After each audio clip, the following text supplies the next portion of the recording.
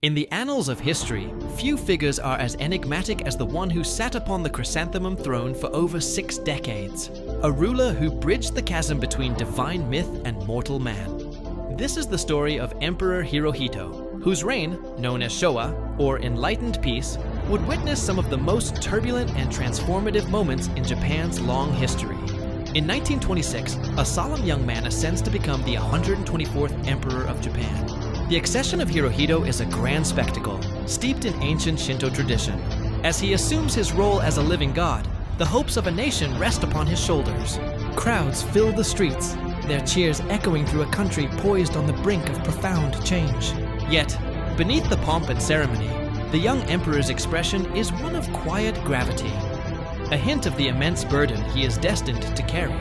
His era begins with promise, but a storm is already gathering on the horizon, one that will soon engulf his nation and the world.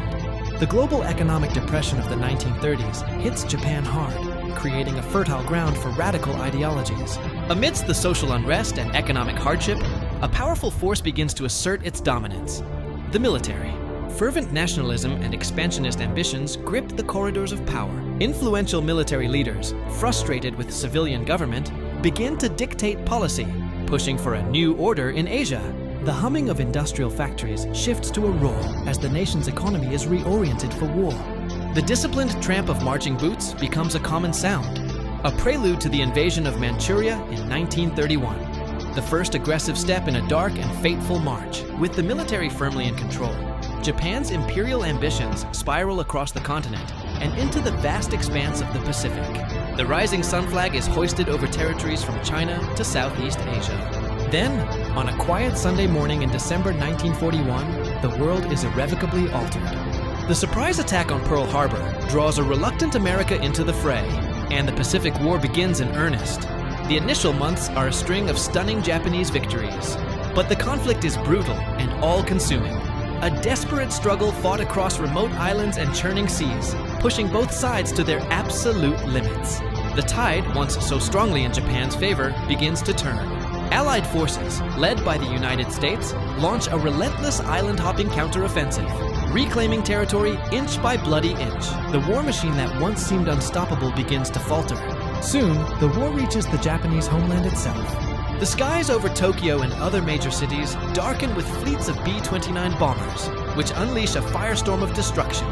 The nation is pushed to the brink of collapse, but the final, devastating blows are yet to come. In August 1945, 2 atomic bombs obliterate the cities of Hiroshima and Nagasaki, leaving behind scenes of unimaginable horror and forcing an end to the conflict. Faced with utter devastation and the prospect of annihilation, a momentous decision is made. On August 15, 1945, for the first time in history, the people of Japan hear the voice of their emperor. In a formal, high-pitched address broadcast by radio, Hirohito announces the nation's surrender. The divine figure steps down from his pedestal, renouncing his godhood under a new, American-drafted constitution.